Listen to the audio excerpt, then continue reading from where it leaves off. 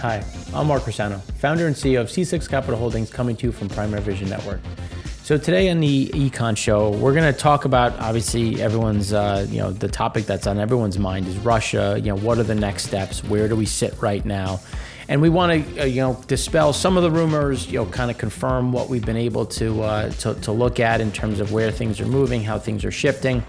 And then we're also going to talk about the global supply chain, just because there's some things that are getting a little bit better. And then that's going to lead us into segment 2, where some of the leading indicators have been mixed, but they're skewing to the positive side. And there's some things that are showing that we're getting a little bit of a bounce, which is a positive. But for those that remember from previous shows, we don't think there's a recession yet. Like, this is not a recessionary time. We think that growth slows, specifically in the US, but again, doesn't go negative. And that's something that we're going to look at.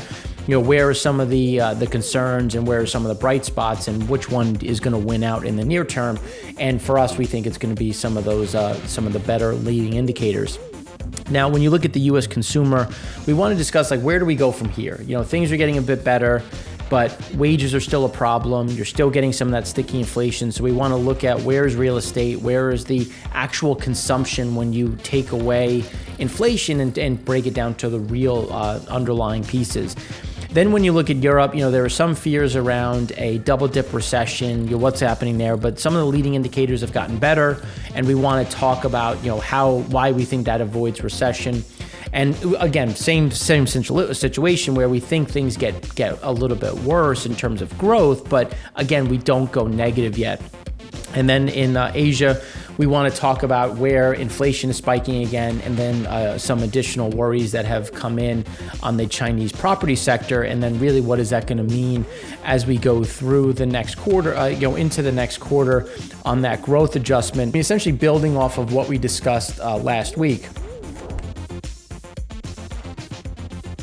So now getting back to what is happening in Russia. So for those that might be living under a rock or haven't seen the news so far, Russia has officially recognized the DNR and the LNR, which is the Donetsk People's Republic, which you can see here, and the Luhansk People's Republic, which you can see just in terms of these two pieces.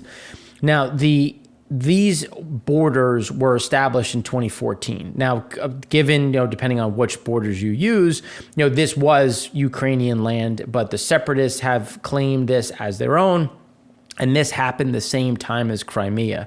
So one of the things that was viewed back in 2014 was the potential creation of a land bridge. And we'll talk about that in a minute in terms of why would they want a land bridge? Is that really worth the risk? Or is it something that has kind of adjusted? Now, the question remains, what did they recognize? So there's two different comments from Putin, and this is where he's a master at confusion of making you question what his real goals are and what his real statements mean. So when he gave his initial speech, he talked about recognizing the breakaway region. And that's the rebel held. So not all of Donbass, or which would include all of Donetsk and Luhansk, but he said just the rebel held region. Now the rebels claim, or separatists, however you want to view it, the separatists claim all of the region. So first Putin said we recognize the separatist region. Later on, the next day, he said we recognize the separatists. Their constitution and their borders. So it's okay, well, their borders as in the borders they have right now, or the borders they believe they should have. And that's Putin. That's the unknown of, you'll never really know which angle he's going to take. They've had, and again, this is going to be not a tinfoil hat statement, that Russia has had assets in these regions since 2014. Whether or not they were wearing the Russian insignia, is a different story. But there's a lot of talk about them moving their equipment into the region. And just to be clear, they've had equipment in this region already. They're just strengthening it. Now, the Ukraine, while they try to maintain the posture that there won't be an invasion, and it's one that I also don't think there's a direct invasion into Ukraine, it doesn't mean you don't meet the aggression tit for tat. You want to make sure that you don't just sit on your heels and react to it. You want to make sure that you're prepared for what could possibly come, and you're preparing for the worst possible outcome. So Ukraine has now called up their reservists from the age of 18 to 60. That should bring about 93,000 additional troops into the region. And then at the same time, a large part of them I think it's 76,000 of them have previous military experience. So and the view is, look, I don't want to do this, but there's bigger causes, there's a greater risk. So people are answering the call, and that's, I think, the biggest the pivot of where we were in 2014 versus where we are in 2022. And Putin knows that. And I know that he used very strong language against Ukraine and wiping them off the face of the earth, and they shouldn't exist anyway. Now, to be clear, this is something that Putin has said and held since he was head of the KGB. None of what he said is new. He believes that the satellite nations were the cause of the USSR downfall. He blames them for not supporting Russia after they were the cause of the collapse, and then they didn't support Russia after the collapse. So there is a lot of friction that he has, and he's always said he's wanted to recreate and right the wrongs that were done against Russia, which, depending on how you read that, goes back to the early 1900s when large parts of Russia were pulled apart and created into other nations, which were then absorbed by the USSR. So again, you've gone back and forth, but these are some of the key pieces of it. But it's not as simple as Russia just storms in, because you have a region that does not like you, and we'll talk about why that is in a moment. This is not going to be an easy move. This isn't like they're just storming into a place that doesn't know it's coming, that doesn't have tanks, that doesn't have Javelin missiles and other types of fairly advanced missile systems. But there's also key pieces where India and China have avoided recognizing or saying that what Russia did was wrong. And each one has their own reasons. Russia and India have had a long-standing relationship. Russia came to the aid of India instantly after China attacked in Ladakh. But at the same time, so India needs Russia in terms of everything from food to raw materials to crude, and the U.S. needs India. So India is like, all right, well, we don't want to get involved with Russia and what it is, but we don't want to annoy the U.S. because we need the U.S. And then when you look at China, China's like, well, we have deals with Russia. We need their raw materials, but we also begrudgingly still need the U.S. So there's really not much we can say one way or the other. So they've been, I think, played the political card fairly well so far. There may be a push to take sides, which I don't think they will, which may be, you can then assume that is them taking a side. But that is also where Russia comes into a problem, because Russia also can't lose some of these different clients, because if Europe goes away under sanctions, that's going to make the other piece a bit more difficult. Now, the sanctions so far are fairly soft. There hasn't been anything too crazy. Nord Stream was officially shelved, which is a much bigger piece, with more to come. But when you look at actual borders, when you look at from 2014 to today, what Putin accepted is essentially the status quo. He just made the status quo firm by the recognition of the DNR LPR. Now, so when you look at where the different pieces fall, so, when you look at China and Russia, neither likes NATO and the U.S. alliance system. So anything that can dispel that or dissuade that is something big, because say something happens in China and China goes into Taiwan or gets aggressive somewhere else, we could call on NATO, and that makes it a bigger problem. But when you look at India and the Quad that was formed between the U.S., Japan, South Korea, and then India, and then on the other side, Australia, that becomes this problem, because India needs the U.S.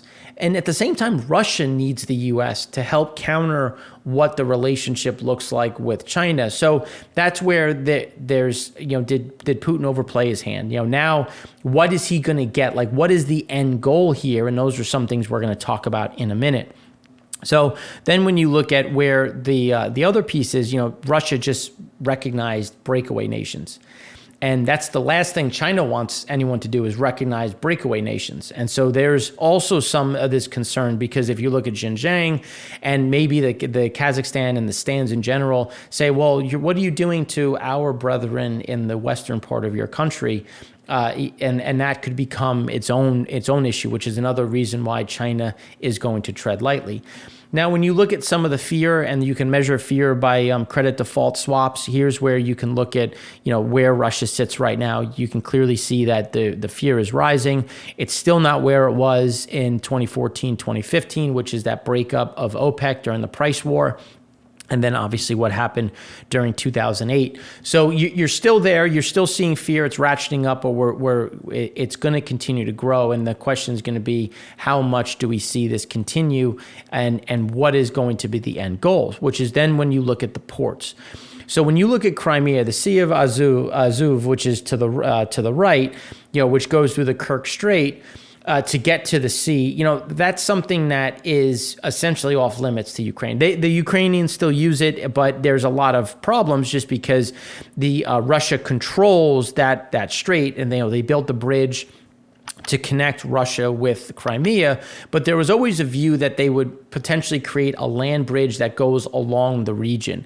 Now, why would they do that? One, they would take complete control of the Sea of Azov, and then they would also have complete control of and can make their Ukraine's life very difficult into the Black Sea. And you can see just where they are. The largest ports are in some of these key areas, Odessa being the largest when you consider this is how the Ukraine puts a lot of their product, i.e.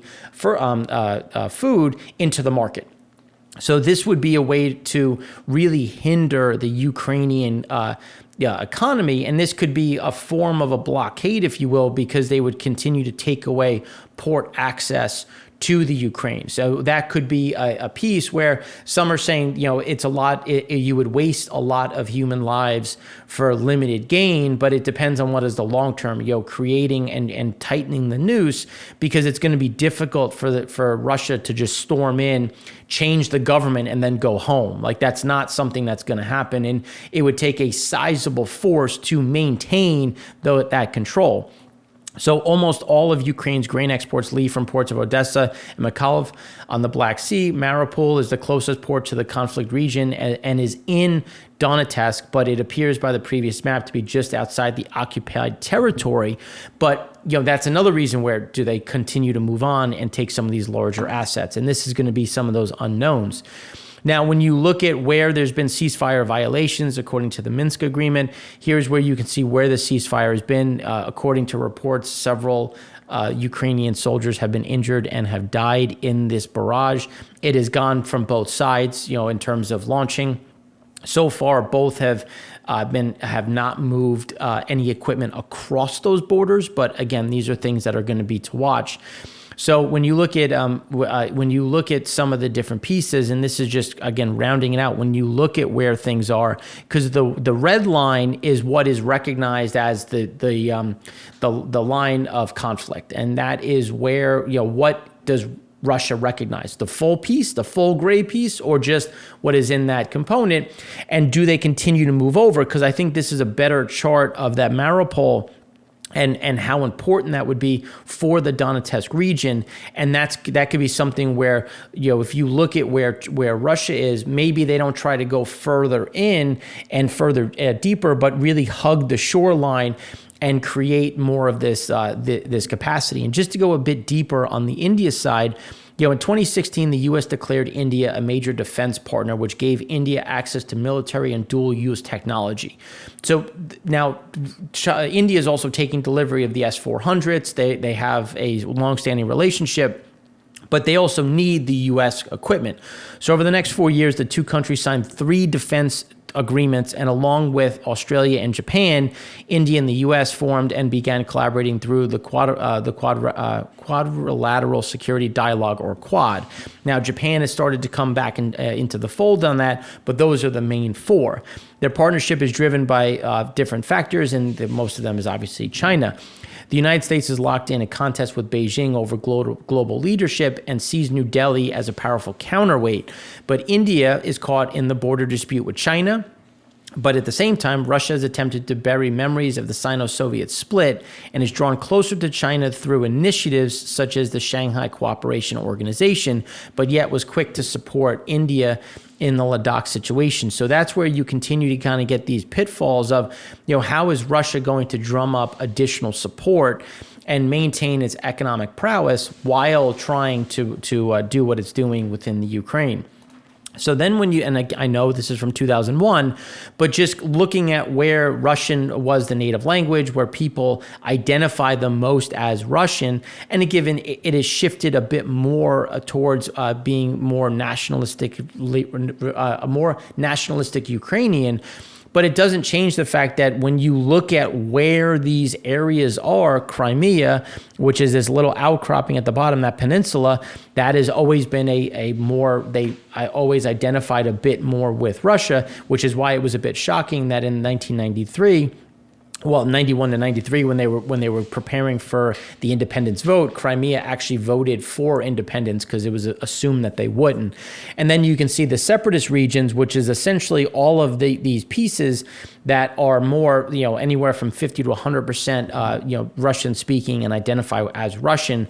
That's where the separatists are. So it's not crazy to see where things have shifted. And then you can see that the Russians maintain, some sort of support along the Sea of Azov. So the question then becomes, can they really push further in, or have they already gotten the low-hanging fruit? Which is, if you just look at some of these pieces, things get much harder as you go further in, and civilians are now allowed to carry weapons. This is not going to be a quiet fight and something where people just roll over. And a Pyrrhic victory would also be damaging to Russia because he also can't afford a defeat. Because then it's like, okay, well, this what you have portrayed as a ragtag military just defeated you. What does that show? What does that show to the military might, which is, again, some of these pieces? So maybe they limit the scope and continue to create confusion and problems for the Ukrainian government while not trying to risk too many human lives on the Russian front. Now, given they continue to move assets into the region, one of the things that we've been talking about is a pivot. They'll leave a standing force in Belarus, a pivot further so that they would overweight this position and strengthen it in general, and then eventually annex the whole pieces into Russia. So, but then when you look at the Ukrainians in economic impact, you can see that they've continued to move westward with their trade. The EU has picked up some of their pieces, China as well, which again kind of makes the problem a little bit harder because they import a lot of food from the Ukraine. So is China really going to try to go around Russia and continue to take food? That becomes its own question as they continue to drop down what is traded with Russia. And a lot of that was actually military products and industrial products because there's a lot of manufacturing and processing in the Ukraine. And before the 2014 protests, election, and then the Crimean annexing Crimea, a lot of the military equipment was actually assembled in that area. So there's also a point where Russia could push to the area where they would then pick up a lot of this manufacturing that was used to build a lot of the Russian military equipment. So again, there's a lot of different pivots that could happen here. Now, one of the things is the control of the sea. And this is, I think when you look at the fact that Ukraine is going to be covered in Belarus, Moldova is continuing to be a part of or a friendly government to Russia. Then you have Crimea. They would then be able to essentially hold off and hold a significant amount of that coastal and take away Ukraine's ability to access the sea. Belarus would obviously be unfriendly. Moldova, they could then get into Romania and Poland. But you get an idea that you're stretching supply lines and you would put more stress on the economy. And this is something that could be done, not to say that it would, but this is a potential outcome in order to solidify a lot of their assets. But at the same time, Russia also wants more port access. So this is something that could be achieved by this. And they also achieve another key piece, which is creating distance between NATO. And if, as long as Russia continues and maintains this outcropping, they're essentially going to limit how much equipment NATO will put into Ukraine. Obviously, Belarus wouldn't go into anything, and that would then create this buffer that they're looking to maintain throughout the region. The other key pieces in terms of exposure to Russia, the mining energy, when you look at nickel is one of the main commodities linked to Russia, given their importance to supply. So the latest issues, you continue to get these problems along the supply chain when you look at some of these stresses because of what is in Russia. And obviously, we've talked about this in other shows. We just wanted to kind of give an update on where things are going. Based on the reconfiguring of the positions, the Ukrainian military is in a different state than it was in 2014. So if their actual target is that land bridge, you need to pull the Ukrainian military apart because you want to make sure that they don't overload one side and they have to hit all fronts, because you're going to try to match on each side to make sure that you're not naked on any flank. And this is something that when you look at what Putin has done, he's been able to stretch the Ukrainian military and try to hide what his actual target is, which again is him just being a very intelligent individual when it comes to gamemanship and just general strategy. But it also is going to come at a cost. And these are just some examples, because not only does the world get impacted, but so does Russia, because this is going to bring in less product, less money, and hurt their underlying economy. So when you look at some of the other pieces, the Bloomberg grain subindex continued to push higher. Hard wheat hit the highest level since 2012. And when you look at some of the fears, China has a lot of these fears as well. And this comes, feeds back into where a lot of exports come from outside of just the US and Latin America, but also Eastern Europe. So on Thursday, the Vice Premier Han held the annual meeting. His key message was food safety is a major issue related to the national economy and people's livelihood. The Commission on Food Safety is a policy coordination organ established in 2010 after a series of deadly and politically scary food safety incidents, including, obviously, if you remember, the 2008 infant milk powder scandal. So again, there's a lot of pieces to that, and they're trying to make sure that food is being the key piece, but also raising the quality of food. So strengthen control of agrochemicals and veterinarian drugs and better protect the food-producing environment, accelerate the formulation and revision of standards, establish a nationwide traceability system for food safety. But the key is securing China's food supply is an increasingly important priority. And when you look at what's happening with Russia and Ukraine, that is making it more difficult. And that's where, again, they have to walk that line on what are they willing to sanction, what are they willing to say, because if eventually they can't get it from Ukraine, they're going to have to rely on other nations, and those would be nations that would be sanctioning Russia, again, making their issue a bit harder. On all of these fears, Bloomberg Commodity Spot Index again surged to a new high going back through 2002. A lot of that is on the back of raw materials when you look at different metals, as well as obviously crude and grains. So then when you look at U.S. exports, USDA soybean weekly exports, 2019 had that big spike. You see that we're already outpacing 2021. And we continue to see this being a driving force, again, coming back to the shortfalls that we see and the problems that exist in the market. But then when you look at some of the diverging pieces where crude oil prices continue to go up, the five-year forward inflation expectations have been fairly flat. So the divergence between oil and long-term U.S. inflation expectations continues to widen, and something has to give. It's going to have, and I don't think one collapses to the other. I think it's kind of a meet in the middle. And that's something that we always want to look at. What are people expecting long-term inflation? And as we showed last week, a lot of that continues to be a belief on a transitionary period. But in the meantime, monetary conditions remain extremely easy. And this is looking at the developed commodity markets as well as real policy rates. And you're starting to see that shift. And one of the things that we've been talking about is we're coming into that rate rising cycle, which will start to put some pressure on that. But we're so far away, it's going to take time to do that. And it's also leading to where a lot of this inflation sits and why some of these central banks are starting to panic a bit on closing that gap. So then when you look at where Japan is buying much less foreign bonds versus going back to 2013. And that's going to create, I think, a bigger problem when the Fed actually stops buying U.S. Treasuries, which is going to happen next month, because this is where we'll start to see some of these pressures, because who's going to step in and replace that buying volume that has been the Fed?